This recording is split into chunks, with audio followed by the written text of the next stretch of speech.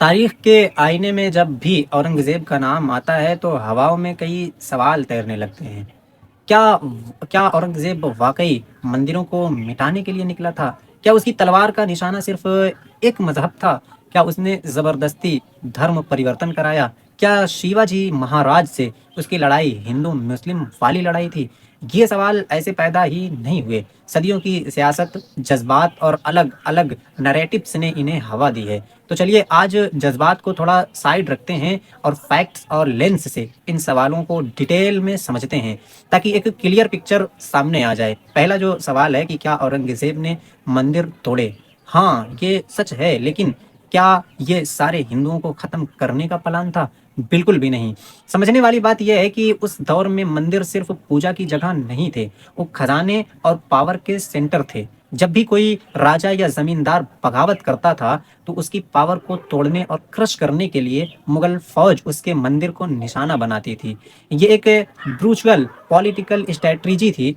इसका सबसे बड़ा प्रूफ ये है कि उसी औरंगज़ेब ने उज्जैन के महाकालेश्वर, चित्रकूट और गुवाहाटी के कामाख्या मंदिर और इन जैसे सैकड़ों हज़ारों मंदिरों को ज़मीनें दी और दान दिया, और ऐसे हज़ारों फरमान मिलते हैं जिनमें मंदिरों को दान देने की बात की गई है। तो अगर वो मंदिरों को मिटाने निकलता, तो आज जितने भी पुराने-पुराने उसके दौर के और उसके दौर से पहले वाले मंदिर हैं, कोई भी बाकी नहीं बचने पाता। लेकिन आज सब के सब बाकी हैं। इसका सीधा मतलब है कि ये जो सवाल खड़ा किया जा रहा है कि वो मंदिरों को मिटाने निकला था और मंदिरों को मिटा रहा था, ये सवाल सीधा-सीधा गलत और बेबुनियाद है। दूसरा सवाल जो है कि औरंगज़ेब ज़बरदस्ती धर्म परिवर्तन कराता था। तो सुने कि अगर कोई एम्पायर हो और उसने अपनी पूरी मिलिट्री की ताकत ज़बरदस्ती धर्म परिवर्तन पर लगा दी है, तो आज आज जो रीजन की डेमोग्राफी है, ये बिल्कुल अलग होती। आज जो 80-90 करोड़ हिंदू हैं, उसकी जगह 80-90 करोड़ मुसलमान होते, और जो आज 25-30-40 करोड़ जो मुस्लिम हैं, इनकी जगह हिंदू होते। क्योंकि धर्म परिवर्तन से तो उनका उन सब का हिंदुओं का धर्म परिवर्तन हो चुका होता। तो जिससे साफ पता चल रहा है कि आज की जो रीजन डेमोग्राफी है, ये साफ-साफ बता रही है कि ये सवाल भी बिल्कुल भी बेबुनियाद है। किसी भी हिस्ट्रिकल डाटा में ऐसी मास कन्वर्जन फैक्ट्री का प्रूफ नहीं मिलता है। हाँ, लोगों ने पावर, सरकारी नौकरी, टैक्स से बचने या लोकल दबाव और प्रेशर में धर्म को ज़रूर बदला, लेकिन पूरे मुल्क को तलवार के ज़ोर पर कन्वर्ट कन्वर्ट करने का नैरेटिव फैक्चुअली स्टैंड ही नहीं करता है। तीसरा जो सवाल खड़ा किया जाता है कि औरंगज़ेब ने जिज़िया लगाया और टैक्स लगाया। 1679 में औरंगज़ेब ने नॉन मुस्लिम पर जिज़िया टैक्स फिर से लगाया। ये भेदभाव ज़रूर था, लेकिन उसकी टाइमिंग भी देखनी पड़ेगी आपको। ये उस वक़्त लगाया था जबकि लगातार जंगों की वजह से मुग़ल ख़ज़ाना खाली हो रहा था। उसे ऑर्थोडॉक्स उलमा का पॉलिटिकल सपोर्ट चाहिए था। ये टैक्स कलेक्ट करने का एक डिसएपिरिएट इकोनॉमिक और पॉलिटिकल मूव था, ना कि किसी मज़हब को जड़ से उखाड़ने का टूल। अगला जो सवाल है वो ये है कि क्या शिवाजी महाराज और औरंगज़ेब के बीच हिंदू-मुस्लिम वाली लड़ाई थी?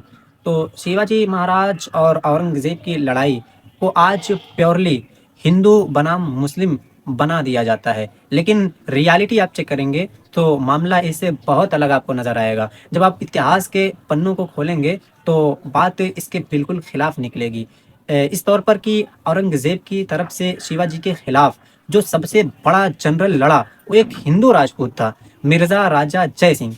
फिर अब शिवाजी की नेवी की तरफ देखते हैं। शिवाजी महाराज की जो नेवी थी, और उसमें टॉप पोजीशन पर मुस्लिम कमांडर्स थे, जैसे दौलत खान वगैरह। ये सब शिवाजी की तरफ से लड़ रहे थे। अगर ये हिंदू बनाम मुस्लिम वाली लड़ाई और जंग होती, तो जो राजपूत औरंगज़ेब की तरफ से लड़ रहे थे शिवाजी से, ये शिवाजी की तरफ से लड़ते औरंगज़ेब से, और शिवाजी के फ़ौज में बड़े-बड़े कमांडर्स, मुस्लिम कमांडर्स थे, वो औरंगज़ेब के फ़ौज में आकर के शिवाजी से लड़ते। लेकिन दोनों फ़ौज में हिंदू भी थे और मुसलमान भी थे। तो फिर आप कैसे कह सकते हो तो ये हिंदू और मुस्लिम की लड़ाई थी।